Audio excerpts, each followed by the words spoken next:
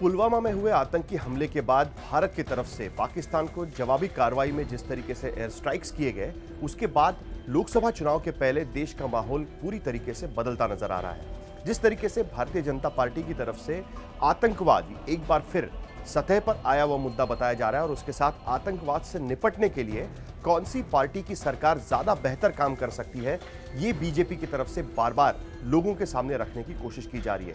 वहीं दूसरी तरफ विपक्ष यानी कांग्रेस और बाकी पार्टियों की तरफ से अभी भी राफेल डील और उसके साथ साथ बेरोजगारी के मुद्दे पर ज्यादा ध्यान देने की जरूरत है, ये कहा जा रहा है। और इसके चलते दो अलग अलग मुद्दे पर लोकसभा की कैंपेन्स होगी, ये साफ उभर कर सामने आता है। इस बीच एक्सिस माई इंडिया और इंडिया टुडे ग्रुप ने एक सर्वे किया और इस सर्वे के जरिए लोगों का अंदाज या लोगों का मूड जानने की कोशिश की कि देश की जनता आखिरकार अलग अलग मुद्दों पर क्या सोचती है, किस मुद्दे पर कौन सी पार्टी की सरकार बेहतर काम करी है सोचती है और आज की तारीख में सबसे बड़ा मुद्दा देश के सामने क्या है, इसके बारे में जनता की राय क्या है, यह भी हमने जानने की कोशिश की।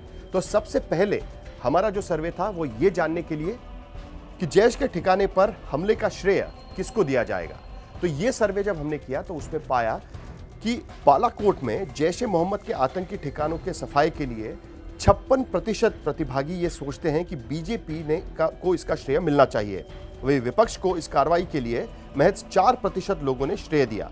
7% लोग ऐसा सोचते हैं कि बीजेपी और विपक्ष दोनों ही को इसका श्रेय नहीं देना चाहिए और 4% लोग ये सोचते हैं कि इस पूरी कार्रवाई के लिए श्रेय लेने के लिए कोई भी हकदार नहीं है। एक सबसे बड़ी घटना उसके बाद हुई कि भारतीय पायलट पाकिस्तान के कब्जे में चला गया और अभिनंदन, जिसकी रिहाई महज 2 दिन के भीतर पाकिस्तान सरकार ने की और 2 दिन के भीतर अभिनंदन भारत में वापस लौटे। तो इसका श्रेय किसको मिलना चाहिए, इसको लेकर भी काफ़ी चर्चा चल रही है, इसको लेकर भी काफ़ी बहस हो रही है। तो इसके श्रेय के बारे में जब हमने सर्वे किया तब ये पाया कि करीब 77% लोग ये सोचते हैं कि नरेंद्र मोदी सरकार को इस बात का श्रेय मिलना चाहिए कि अभिनंदन की रिहाई तुरंत की गई। 6% लोग ये सोचते हैं कि इस रिहाई के लिए पाकिस्तान के प्रधानमंत्री इमरान खान को श्रेय देना चाहिए। कई लोग भारत में ये समझते हैं कि इमरान खान ने एक अच्छा रवैया दिखाया और इनकी रिहाई की। उसके साथ साथ 4% लोग ये सोचते हैं कि अन्य देशों की तरफ से जो कोशिशें की गई, खास करके अमेरिका की तरफ से और बाकी देशों की तरफ से जो दबाव बनाया गया, उसके वजह से ये रिहाई हुई है। जबकि 13% लोग इस पर अपनी कोई भी राय नहीं रख पाए। लेकिन अभिनंदन की रिहाई के वक्त इमरान खान ने पाकिस्तानी पार्लियामेंट में, असेंबली में जो भाषण किया उसमें कहा कि हम बातचीत के लिए तैयार है, भारत सबूत लेकर सामने आए और ये सारे मसले, खास करके आतंक को लेकर या दोनों देशों के बीच जो अशांति बनी हुई है, वो सारे मसले बातचीत से सुलझ सकते हैं। तो क्या भारतीय जनता सोचती है कि इमरान खान के जो न्योता है उसको भारत को स्वीकार लेना चाहिए और क्या ये बातचीत का दौर एक बार फिर शुरू करना चाहिए शांति के लिए? तो उसको लेकर करीब 58% लोगों ने यह कहा कि प्रधानमंत्री इमरान खान के न्योते को नहीं स्वीकारना चाहिए और बातचीत नहीं करनी चाहिए। 18% लोग ये सोचते हैं कि न्योते को स्वीकार करना चाहिए क्योंकि यही शांति का रास्ता है, जबकि 24% लोग इस पर कोई राय नहीं रखते, ये नहीं बता पा रहे हैं कि भाई आखिरकार बातचीत करनी चाहिए कि नहीं करनी चाहिए। वहीं दूसरी तरफ अगर विपक्ष देखें तो राफेल के मुद्दे पर अभी भी विपक्ष कायम है। हर रोज किसी न किसी तरीके से राफेल डील में किस तरीके से भारतीय जनता पार्टी की सरकार ने, मोदी सरकार ने राफेल डील में कुछ घोटाला किया है। जो राफेल का डील है वो काफ़ी महंगा साबित हो रहा है, ये कहने की कोशिश कांग्रेस की तरफ से की जा रही है। यहाँ तक कि राहुल गांधी चौकीदार चोर है तक बात कह चुके हैं। लेकिन प्रधानमंत्री ने इंडिया टुडे के कॉन्क्लेव में बात करते हुए बात कही कि आज राफेल का विमान हमारे पास होता तो शायद हम बहुत कुछ और अच्छा जवाब पाकिस्तान को दे सकते थे। तो क्या राफेल आने में देरी हुई और इसके लिए कौन जिम्मेदार है?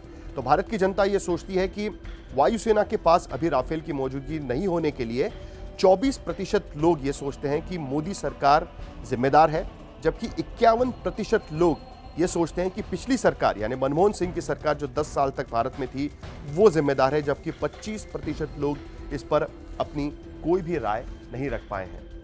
लेकिन दूसरी तरफ अगर हम देखें तो कौन सा ऐसा मुद्दा है कि जो सबसे ज्यादा लोग सोचते हैं कि जरूरी है भारत के लिए और उस पर सरकार को काम करना चाहिए और उसी के लिए हम सरकार चुनते हैं, इसी मुद्दे पर हम सरकार के लिए मत या वोट डालेंगे और जिसके चलते सरकार को उस मुद्दे पर काम करना चाहिए। तो तमाम ऐसे मुद्दे निकलकर सामने आ रहे थे और जैसे मैंने शुरुआत में कहा कि बीजेपी की तरफ से बार बार ये कहा जा रहा है कि आतंकवाद से निपटने के लिए बीजेपी सरकार कामयाब रही है और इसी मुद्दे पर लोगों को वोट देना चाहिए। देशभक्ति का माहौल एक तरीके से देश में छाया हुआ है। लेकिन लोग क्या सोचते हैं? तो हमारे सर्वे में हमने ये पाया कि अभी भी 36% लोग ये सोचते हैं कि बेरोजगारी ये सबसे बड़ा मुद्दा है चुनाव में। लोकसभा चुनाव में 36% लोग ये सोचते हैं कि बेरोजगारी सबसे बड़ा मुद्दा है, जबकि सिर्फ 23% लोग ये सोचते हैं कि आतंकवाद के मुद्दे पर लोकसभा चुनाव लड़ा जाएगा और यही मुद्दा लोकसभा चुनाव में, इस बार के लोकसभा चुनाव में अहम होगा। जबकि 22% लोग ये सोचते हैं कि किसानों से जुड़ी परेशानियां ये एक बड़ा मुद्दा होगा और ये एक बहुत बड़ा मुद्दा रूरल वोटर्स में हमेशा रहा है और अभी भी 3 नंबर पर, यानी 23% लोग आतंकवाद और 22% लोग सोचते हैं कि किसानों से जुड़ी समस्याएं बड़ा मुद्दा है। 12% लोगों ने कहा कि भ्रष्टाचार यह मुद्दा है और 7% लोग मानते हैं कि महंगाई ये अभी भी अहम मुद्दा है। जबकि सरकार की तरफ से बार बार ये कहा जा रहा है कि बेरोजगारी की समस्या निपटाने में मोदी सरकार हमेशा कामयाब रही है। हालांकि अभी तक इस मामले में किसी भी तरीके का डेटा सरकार की तरफ से पेश नहीं किया गया है, लेकिन प्रधानमंत्री ने जो पार्लियामेंट में अपनी स्पीच दी, अपनी बात रखी, उसमें उन्होंने ये बात कहने की कोशिश की कि कोई डेटा नहीं है, लेकिन जो तमाम बाकी पैरामीटर्स है वो दिखाते हैं कि बेरोजगारी की समस्या से भारत सरकार ने निपटाने की कोशिश की है पिछले खास करके 5 साल में। लेकिन अभी भी 36% लोगों को लगता है कि बेरोजगारी यही सबसे बड़ी समस्या है। और हाल ही में अलग अलग संस्थाओं की तरफ से खास करके CMI का जो डेटा आया था उसमें भी यही बात कही गई थी कि किस तरीके से बेरोजगारी बढ़ती जा रही है देश में। और हमारा जो सर्वे है वो भी यही दिखाता है कि बेरोजगारी, किसानों से जुड़ी समस्याएं और महंगाई, इन मुद्दों पर जो लोग समझते हैं कि ये बड़े मुद्दे हैं, इनकी संख्या 50% से भी ज्यादा है। और ये विपक्ष और सरकारी पक्ष दोनों के लिए सोचने की बात है कि लोकसभा चुनाव में वोट डालते समय इस बार लोग क्या सोचने चाह रहे हैं।